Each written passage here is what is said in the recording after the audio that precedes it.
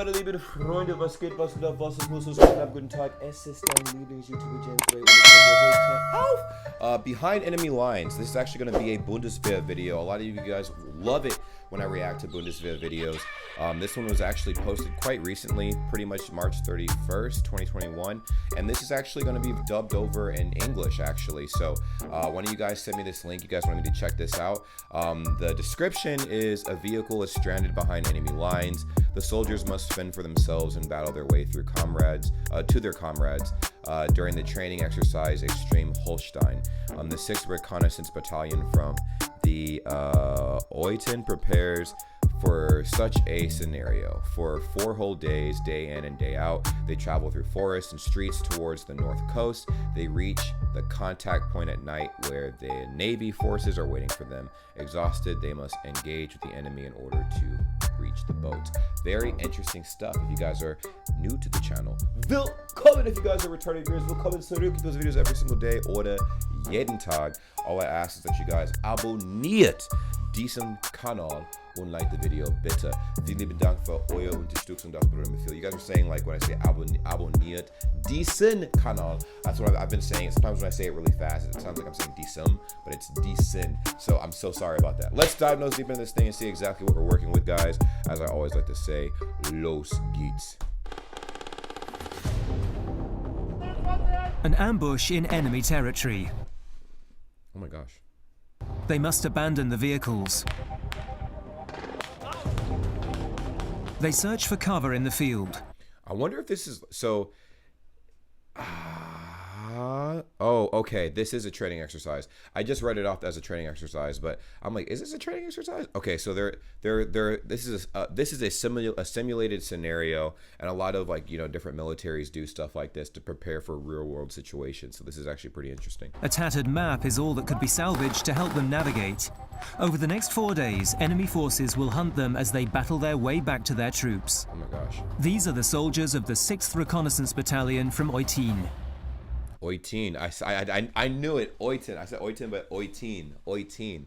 Oiten. Wow. My pronunciation was almost there. We're here on the Extreme Holstein training exercise. Holstein. What base? Is Holstein the base, or is like, what base is Holstein close to? Is that like the area, or is Holstein the actual base? They'll have to fend for themselves with very little food and water. No mobile, no GPS, no cigarettes or medicine. It's a scenario that every scout is trained for, and with good reason. Oh, wow. I actually experienced this during an international deployment. A reconnaissance patrol was under fire and a vehicle broke down, so the comrades had to battle across a few kilometers. It was only 5 kilometers, but it was far enough, as the procedures are always the same. The first phase begins. They find themselves in enemy territory. To avoid being seen, they camouflage themselves and wait for nightfall. You know what's crazy? I feel like in scenarios like this, I always think, I'm like, can enemies hear you? I mean, I'm pretty sure they can clearly hear like machines moving around, right? Like that would kind of just ping something, but that's always been my thing. And you guys know your boys in the Air Force and stuff like that, so we do things very differently. But this is a recon team, so they do completely different things, man. I'm pretty sure the Air Force has their own recon teams and stuff like that. But you guys have seen like what you know what we can do and stuff, and all that good stuff or whatever. But I'm a radar technician, so I don't do anything nearly as adventurous. It's just me on a computer doing some paperwork. So yeah. The scouts are divided into 6 troops, each one operating independently from the rest. They set off under cover of darkness. They include reconnaissance patrols, radar troops, and light reconnaissance. What they don't know is that somewhere en route, the enemy is lying in wait. They spent the day setting a trap. Our mission is to visualize the enemy and neutralize the obstacles that have been set. In this case, an ambush, to provide backup for our comrades, as well as cover fire to neutralize the enemy. At some point during the night, the first troop encounters the ambush. Oh, wow.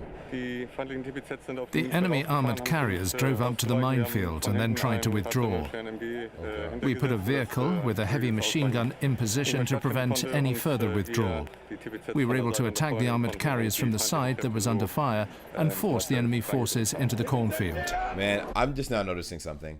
this must be so annoying for people, for everybody watching this, because there's like a dub over what they're actually saying in German, and I'm actually like trying to translate what they're saying in German while the guy's talking over what they're saying. So this is actually kind of messing with me too. Does anybody else have that like happen to them right now? Like, is it bothering them a little bit? I could just click on the original in the you know, German language and stuff like that and kind of go from there, but I guess we've already made it 2 minutes in so far with this. Next time it'll be totally in German, because I'm just like, bro. It's like I'm trying to understand two different languages at the same time, you know? And obviously the German grammar is way different. So hearing that underneath the English dub is kind of, it's actually weird for me right now. That's kind of crazy. Then it's back to battling their own troops. This involves marching at night and hiding during the day. Sometimes it might be 25 kilometers or 40 kilometers. Oh, wow. It depends. Occasionally, it might be up to 70 kilometers. 70 kilometers, Jesus. But they don't always move at night. A few teams reach this lake in daylight. Oh my God. Personal equipment stays dry under the tarpaulin and the serape bag. The less clothing gets wet, the better it is for the troops. True.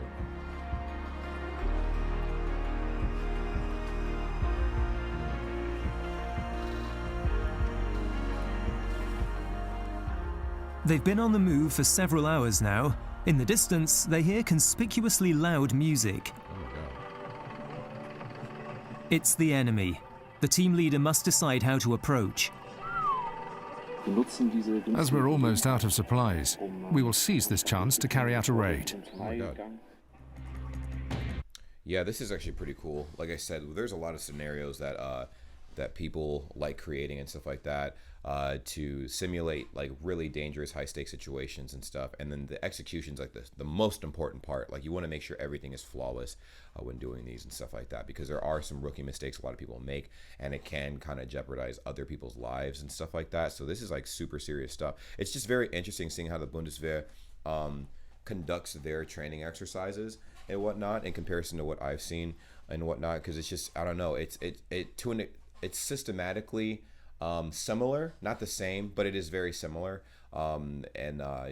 Just like the formations and stuff like that, the tactics that are being used are a bit like, you know, mixed up. I'm not sure if we have any people here that are watching that are also in the Bundeswehr, but what is you guys' experience and stuff? Is this pretty close to accurate from what you guys have experienced, or have you experienced something different? I just want to know in the comments down below. Does anybody else know anyone that have a friend or a family member that's currently in the Bundeswehr and Germany and stuff like that? I want to hear your experience and kind of like what those individuals do and stuff, and if it comes off as interesting to you guys and stuff like that. Just let me know in the comments down below, and I'm going to be reading them, because I love reading stories, you know, from you guys. It's actually pretty cool, motivational, and very inspirational, honestly, because it's a lot of people in the Bundeswehr, people in the military in general, they do a lot of things that we can't even fathom to think about. I'm in the military myself, so I mean, I would know. I'm like, dang, like this is, if I was a regular person, I'm like, this is insane. Like, oh my God.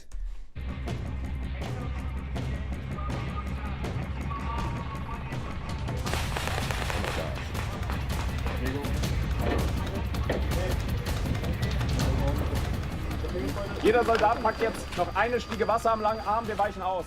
Here, the important thing is to recognize these opportunities. You have to make a decision very quickly. Yep, split-second decision making, man. A lot of people, it's interesting. I feel like there's a small portion of people that are good at making split-second decisions, and that's exactly why, like, these training exercises are so important, because if you don't practice how you are supposed to be playing, then when you are in a real world situation, you will choke and you won't make the right decision. Just under pressure, it's very hard to make the right decision, you know, and each situation is entirely different, which is why I like these creative scenarios. Very interesting stuff. That's why the key elements of a raid are first speed and then the force of the attack, so the fire and maneuver element. The comrades still have many kilometers and sleep deprivation, etc. ahead. Sometimes they don't have much food. Their concentration begins to fail, but they must carry on. That's another thing too. There's other elements to all of this. There's a lot of things people don't think about. When you're going through these training exercises, everybody thinks that everybody's well fed, they're starting off at like 100 HP and stuff, full health bar and stuff like that. No. You have to like ruck through like the woods and stuff like that. You have a very limited supply of food. You have to stay concealed. So it's crazy. You go through a lot of physical trauma through all of these exercises, because in the real world that is exactly what's going to happen, and you need to be able to endure that. But if you're not acclimated to those kinds of scenarios, then you can be super vulnerable, and you're pretty much just a walk-in meat target, you know. And it's actually pretty crazy. Like, it's interesting that people practice like this and stuff, because I mean, like I said, we haven't really gotten into any crazy guerrilla warfare stuff worldwide. Like, I mean, there are, you know, sprinkles here and there, but it's not like it was like 20-30 years ago, you know, where it was like at its peak, in my opinion, you know. They battle through the rest of the day and night. The next day, they encounter an obstacle up ahead. This stage demands a lot of strength and concentration. Their legs are getting stiff, heavy and tired, which is why the rope crossing is such a challenge. They're a good 16 meters to cross at a height of a little under 6 meters. Oh my gosh. Their rucksacks are full of provisions, food and ammunition, and the trick is to use your core to stop you from losing balance by leaning to the right or the left. Oh man, yeah. Everybody gonna be ripped up, man. All these guys about to have like the best bodies of their entire lives, man. Telling you, it's no joke, man. This really saps the last of your energy. This is insane. Look at this. Of course, you imagine that. Imagine crawling across this little bit lower than 6 meter rope, right? With a really heavy, let's say like 70, let's say like, I'd say 30 kilo rucksack behind you that you have to make sure doesn't fall off to get across. And imagine getting tired, because bro, imagine falling off of that in a real world situation and just alerting all the enemies, bro. Like, that would be, oh man. practice this beforehand. We've practiced this under ideal conditions, but not when we're tired, hungry and sleep deprived. Yeah. Now they're in completely different physical shape when they tackle the rope crossing. You've had very little sleep, have already marched a really long way. Everything hurts, your strength and endurance are completely sapped, and you really feel it at this point. So it's certainly challenging, but it's also a lot of fun. They march north towards the coast. They still have several kilometers ahead of them, as well as unknown tasks. For now, it's all about perseverance. Oh my God. The scouts arrive at the landing point, where the enemy monitors the terrain. They battle towards the water and requisition the Navy. The plan is to use the ribs, the inflatable boats, to reach the ship. They have to be quick. Oh my God. They swim to the inflatable boats under cover of fire and hoist themselves up to meet their naval comrades. Yo, this is insane, man. This is insane. I could only imagine, like, this is insane.